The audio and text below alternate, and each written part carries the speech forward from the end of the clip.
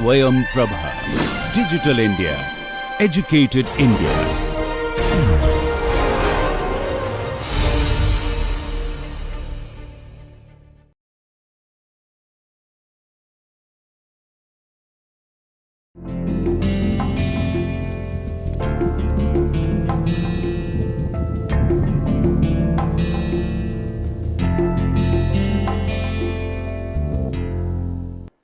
Hello viewers, welcome to MOOC's online course on modern Indian art from the colonial period to the present.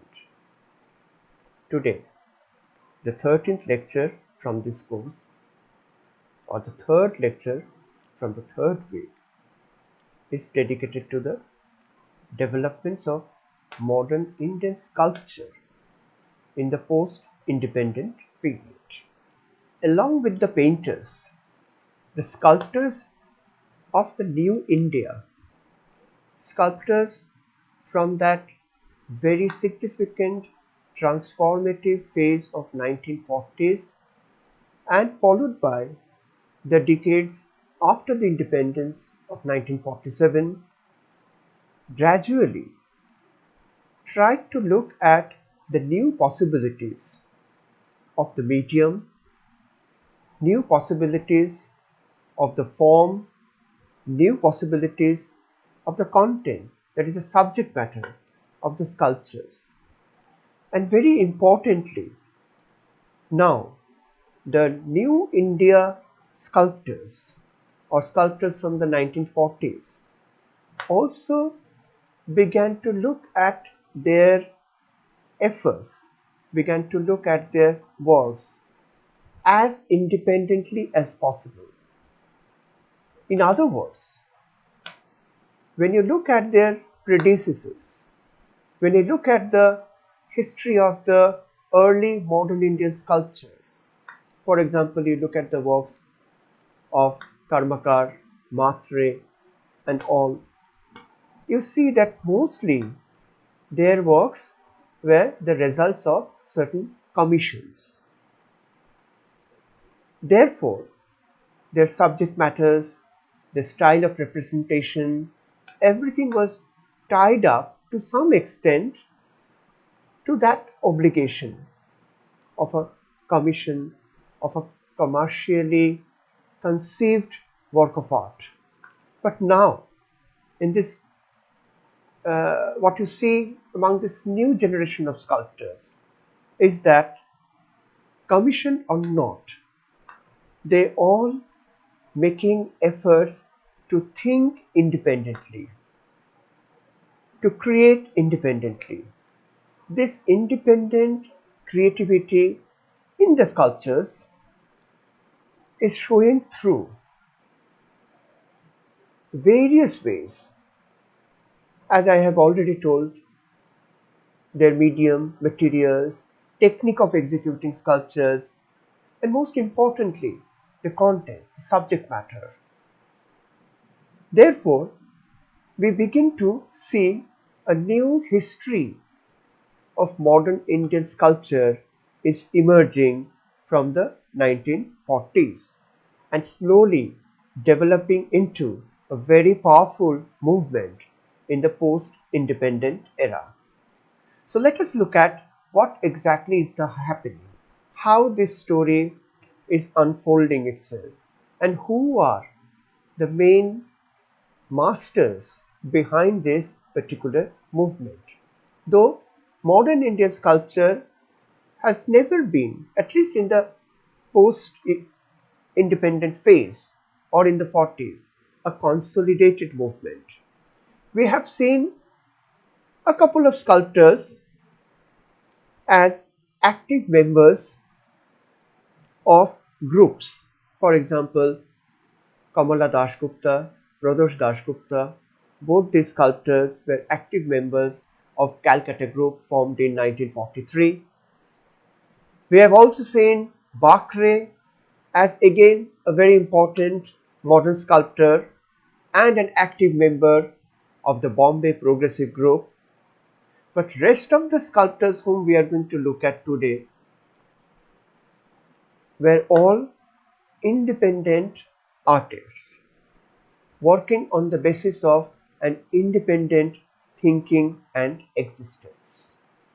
Okay, let us look at some of these points before we begin to look at the works by the individual artists. So, the developments in modern Indian sculpture in post-independent period can be understood through some of these points or markers. For example, most of these, or let me say all of them, these independent sculptors, they kind of followed individual styles. They were following individual style instead of following certain preset or preconceived norm or style or a particular way of doing things. Therefore, all the sculptors began to explore new, non-conventional materials, utilizing the industrial materials, and also utilizing the heavy industry technologies. Because we need to also remember that 1940s and particularly after 1947, entire India was involved in the making of this new nation.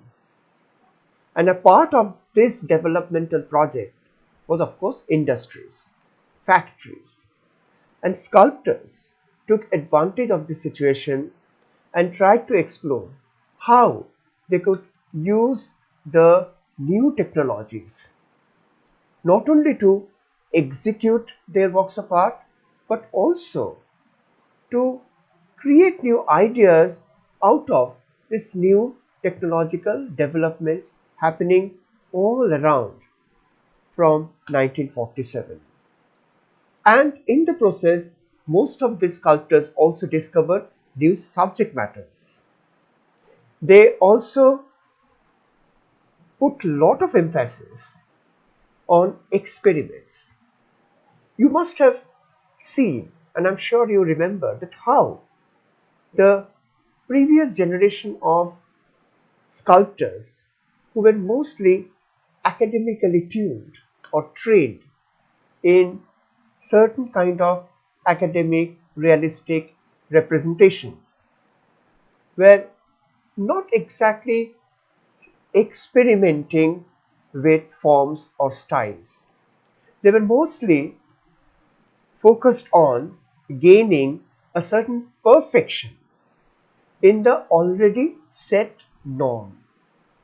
That is, if Matre or Karmakar, people like them, sculptors like them, were dedicated to the academic naturalistic style, all they wanted to really achieve was a perfection in that style.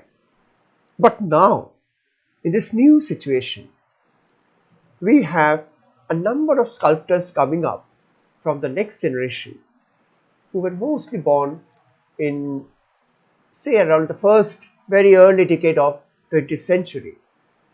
They all wanted to give up the burden of the pre-existing norms and to look at the formal aspects, that is the representational features from an experimental point of view. That is, most of these artists, or let us say all of these artists, tried to see or understand representation in sculptural forms not as a photocopy of reality, not as an exact representation or replica of what you see around, be it human figures or anything else. They wanted to experiment with the representations. Therefore, today, when you look at their sculptures, most of the forms that you get to see, even if they are forms of human figures, animal figures, birds, or anything else, they do not immediately conform to our observation. They do not conform to at all to the realistic representation. All these sculptures made by this new generation of sculptors are actually partly imagination and partly results of new experiments with, once again, let me repeat, technology, technique, material, subject matter, and the form itself. The fundamental question was why a sculptural form necessarily has to be a realistic representation or replica of reality. Why can't a sculptural form takes its own shape, even if the shape does not exactly look what it is supposed to mean? No issues.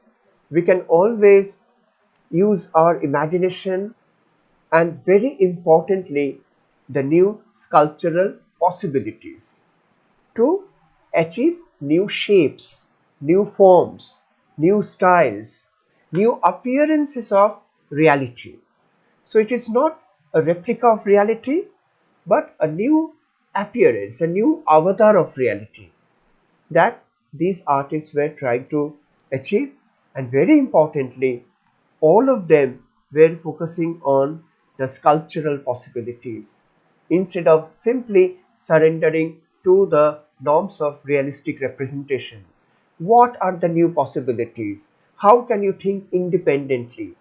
How can you imagine a new form which never existed before? So these are the questions, issues, and ideas most of these sculptors were encountering. And very important is, apart from discovering the new subject matters and going for absolutely mind-boggling formal experiments, we see that during this time, this new generation of sculptors were born in 1920s, 30s, or even 40s. They are looking at the new possibilities in the outdoor sculpture, because New India is also commissioning this fresh generation of sculptors to make huge outdoor sculptures.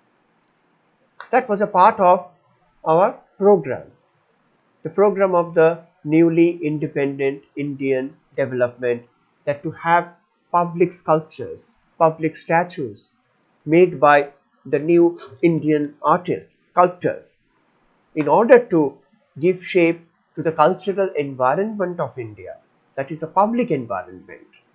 And instead of again simply going for a very shortcut method of doing something that immediately replicates the reality, these sculptors are making new sculptural statements. They are proposing new sculptural ideas, which in, in a sense was also helping us, the common viewers, the common people, to educate ourselves with the new aesthetics. Now, we have already seen briefly before the works by this very important artist from 1940s, that is Pradosh Dasgupta, who right from the beginning started defying the realistic normal representation of human figures and human bodies, and he started playing with the shapes of the figures, and not only the shapes of the figures, as you can see in this particular work, he is also experimenting with the textures of the surface of the figures. The fact that these figures do not necessarily have to conform to the realistic shape, the idea that sculptural shapes can take its own independent decisions, that how it would look like, is also coupled with how you treat the surface. Please remember that surface in a sculpture is very important. A surface can be smooth, a surface can be highly rough, uneven, a surface can be very glittering, a surface can be very subdued, a surface can have different colors, different tones, a surface can have a very strong tactile value, that is touch sensation. A surface may not have any touch sensation at all. So surface, instead of going for an illusionistic realistic depiction now takes a new imagination. Surface also emerges as a new experimental area where these sculptors reimagined. They started putting in their own ideas. Once again, so it is surface, it is also the shape, it is also the form, it is also an idea what exactly you are doing here. Obviously, when you look at this image very clearly, you can see there is a suggestion of figures, not one, probably two figures with their legs. Probably two figures in a very intimate kind of relationship. But the physicality, the realistic physical situation of the figures of the bodies is not enhanced. What has been given priority over here is the abstract quality of these human figures. Now, this is again very interesting that from this time we will get to see that how these sculptors, almost all of them, are experimenting with their works in a way that many of their works are slowly reaching an abstraction. And here, when I use the term abstraction, I very simply mean that in most of their sculptures, in spite of the reference to a real subject, real human beings, a real life situations, in spite of that, as sculptures, they don't look so close to the reality, but they gain some very attractive appearances in shapes and forms. And this is exactly what, as viewers, we are supposed to respond to. Because when you look at sculptures like this, you can easily make out that the figures are not having very complex subject matters. Maybe the figure of a lying woman, but slightly kind of fragmented into more than one unit.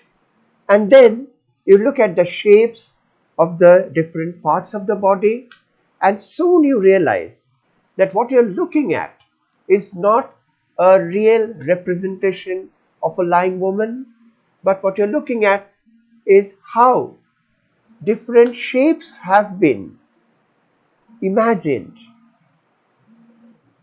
with reference to the idea or image of a lying woman. So ultimately, in this kind of modern sculptures, we are supposed to respond to the shapes, respond to the new kind of units into which a sculpture is broken into. Therefore, right at the outset, in these sculptures, you see that it is clearly suggested that please do not expect a realistic representation. Please enjoy the formal aspects of this sculpture. And sometimes, along with these formal aspects, one can sense something more than that, maybe an emotional or psychological content. For example, when you look at this portrait by Ramkinkar Bej, and this is a portrait of Rabindranath Tagore, and very interesting, the portrait of such a famous man whose face is so well known by entire world, a very renowned person, the philosopher, poet, whatnot. And but here you go for a style in this particular portrait, a style that defies all and every norm of realistic representation. Unless told, we may not even recognize this portrait as the portrait of Rabindranath. But that is not the point here. The point is how Ramkinkar is trying to apply a semi-cubist idiom here, a semi-cubist language here, onto the face of Rabindranath, onto the portrait of Rabindranath. And in the process, he is going for a certain fragmentation of different units of the face and portrait and reconfiguring it in a way that here the realistic look and appearance of Tagore is not important. What is important is its sculptural value. And more you look at this sculpture, more you realize, keeping the context in mind, that when Ramkinkar Bej was doing this portrait, Tagore was already at the late stage of his life where he was suffering from acute pain and trauma due to the situation created by the Second World War. Tagore died in 1941. World War II had already begun, and Tagore was deeply pained by that. Now, probably this fragmentation of different units or different parts of the face and reconfiguring it in a slightly mutilated way could be read. This particular configuration, this particular distortion could be read as an expression of that pain. So, what I am trying to say here with reference to this sculpture is that often in modern Indian art, whether it's sculpture or painting or even printmaking, these distortions, these fragmentations may not be just a result of formal or stylistic experiments. Often you might feel and see and read an emotional or psychological content into it. But that depends from sculpture to sculpture. Now, talking about the surface of a sculpture, Ramkinkar from 1930s has already created and established this new surface treatment, far away removed from the typical realistic sculptures where surface was expected to have a rather smooth and conformist kind of look and treatment. But here, the surface, whether the figure depicts a long, tall lady or a working man, anything, you always see that in case of Ramkinkar, the surface does not conform to the real human being or the real figures. It rather responds to the character of the material. So, most of these sculptors from this period, beginning with Ramkinkar Bej, followed by Pradosh Dasgupta, Chintamani Kaur, Shankho Chaudhuri, Dhanraj Bhagat, Adi Davirwala, Amarnath Sehgal, Pilu Puchkanwala, and others, treated surface as not a reflection of the real life but a reflection of the material in which you are creating the sculpture. So, giving a certain preference to the material quality, giving a certain preference to the new way of looking at sculpture. Now, let us look at some examples with reference to which we can actually see how these new ideas are being actually executed in the sculptures. Now, before we go into that, since we are talking about the materials and the techniques, remember that when these sculptors are experimenting with the new materials, techniques and formal vocabulary, they are using certain materials which are completely non-conventional. Conventional mediums and materials in sculpture would generally mean that we are talking about bronze, we are talking about plaster, we are talking about stone carving. But here the artists are using junk metal welding, which is typically an industrial technique.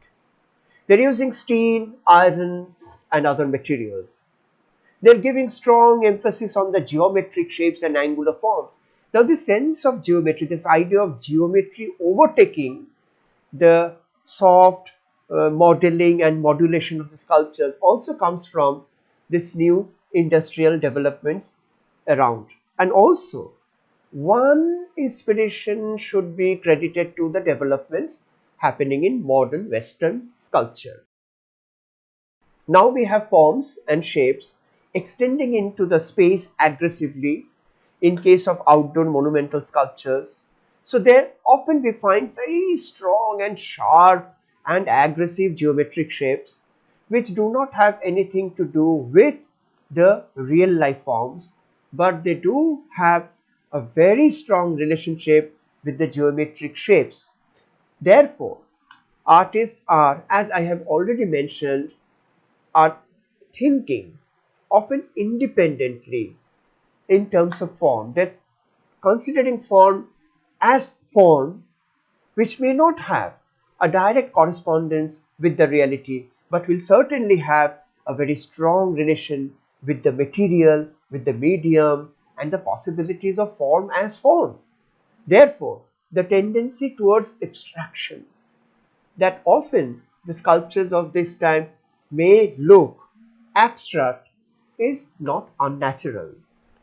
Therefore, the tendency to move away from the three-dimensional modeling to flattened forms and shapes, and often you find not soft contours but very sharp contours slowly become not exactly the norm, but the new idea of this new phase in modern Indian sculpture.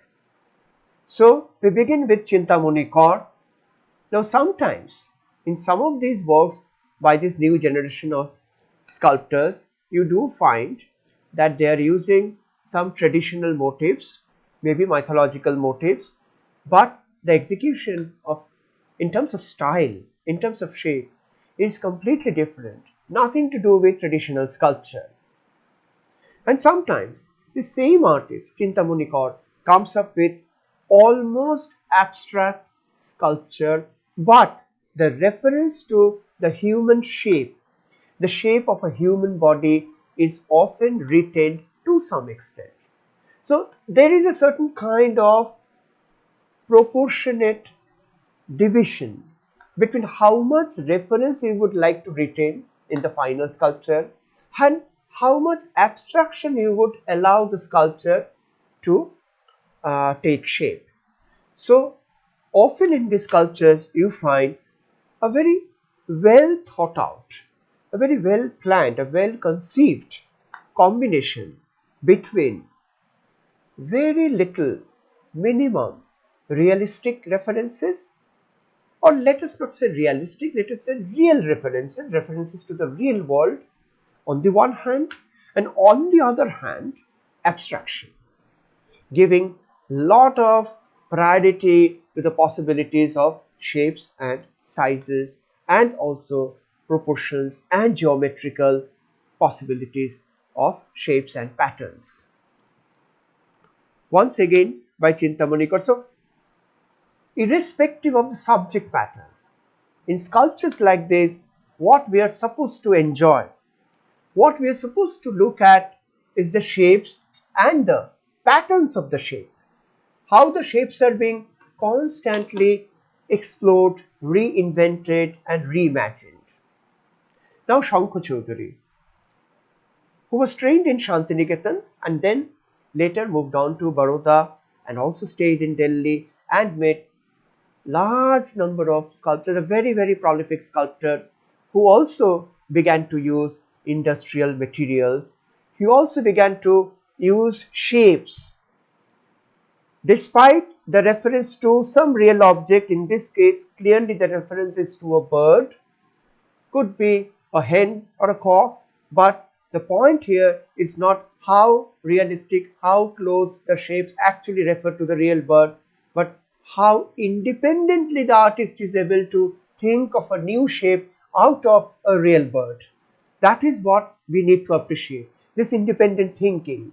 And the thinking is not merely thinking, one has to actually execute in various mediums and materials. And once you're trying to execute in various mediums and materials, you also feel a certain kind of interest and obligation to explore the possibilities of that medium also. Then similarly, we have another sculptor from this era known as Dhanraj Bhagat, who also went on to utilize and explore the new industrial materials like junk metal, junk iron, wrought iron, and often these sculptures are not polished to look very sophisticated or refined.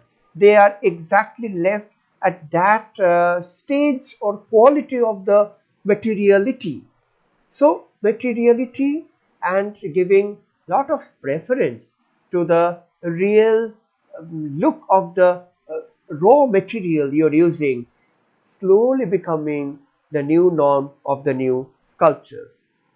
Now, artists like Dhanraj Bhagat also explored some of the conventional mediums, for example, wood carving here, but again using and imagining and thinking of the new possibilities of wood carving, giving new shapes, not directly referring to the real world or representing the real world.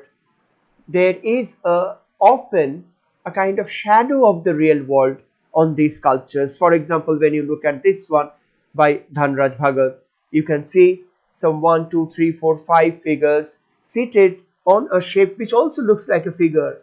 So this strange combination is actually the product of not reality but the product of sculptural imagination and creativity. Now this is how we should try to look at the sculptures, that is from the point of view of creativity, that they are thinking creativity in terms of an independent process, not always conforming to the reality of life around, but often the reality of the feeling of how you are experiencing the life around is given a due importance. So, in many works by these sculptors, for example, this work by Dhanraj Bhagat, you get to see a kind of independent thinking leading to, which I already mentioned, abstraction.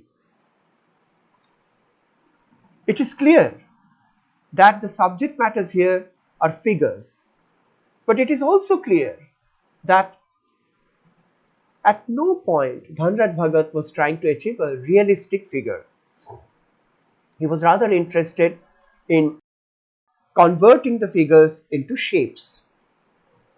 Next important artist, a sculptor from this phase, is Adi Davidwala. Again, he is well known for his most non-conventional use of materials, junk metals, raw metals, and the way he used them is a very strange imagination of a sculpture where the rawness of the materials, the rawness of the shapes and the forms are kept intact. I mean, there is no tendency anywhere here to transform them into something that is very well known visually. He retains the sculptural form exactly in that raw stage of material as well as the visual form and idea. Similarly, Pilu Puchkanwala, again a very important sculptor from this period, always tried to look at the shapes of the sculptures in terms of the material the sculptor is using, the quality of the material, the character of the material and the medium become more important than the shape of the sculpture. And as you can see here, and as you have already seen in the sculptures by the previous sculptors, that often the subject matter is just a pretext. Subject matter is not that important, it's just a pretext to create new forms. Now, Pilu Pichkanwala also was very much interested in the industrial materials and the shapes and the forms. Sometimes they all go to the extent that the real references are lost completely, and what you look at is actually an abstract arrangement of shapes, forms, different units of the sculpture, and also the materiality of the medium that you're using. These are the things that we need to appreciate and understand when we look at. And therefore, when a sculptor like this, from this era, like Pilu Puchkanwala, creates drawings. All these drawings similarly gain an abstraction, not a realistic drawing. And this kind of drawings actually help the artists to develop their ideas in an abstract logic rather than a realistic logic. And another important sculptor from this period, Amarnath Sehgal, also created very interesting shapes in his sculptures, shapes having a slight reference to some real object, but ultimately moving towards a different idea, new idea of shapes, or a conglomeration of shapes, or combination of different shapes. Therefore, in their sculptures, sometimes you do find reference to a real figure, but more than the figure, you begin to appreciate the shape, the elongation, the style of the figures, also the color of the sculptures, the surface, and the texture, that is the tactile quality.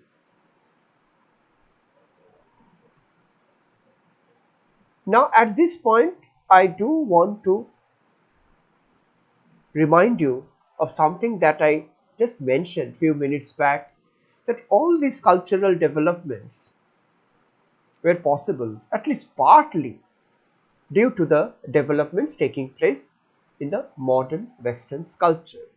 If you look at the sculptures made by the modern Western sculptors, for example, the British sculptor Henry Moore, or the famous sculptor from a slightly later period, Giacometti or Brancusi, you would see that their sculptures must have influenced some of these new Indian sculptors, at least given the impetus and the encouragement to think independently.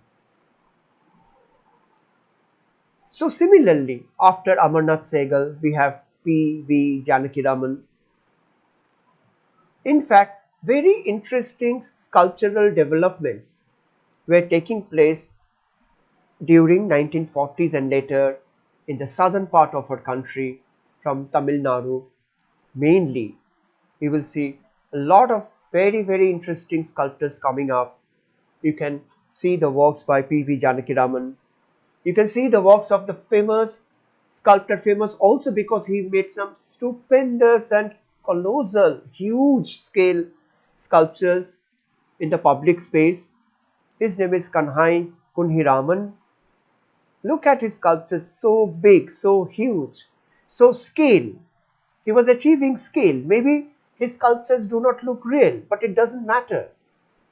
References to reality is very obvious, but what is more important is the size of his sculptures. And the scale and size certainly put a lot of impact. It really impresses the environment.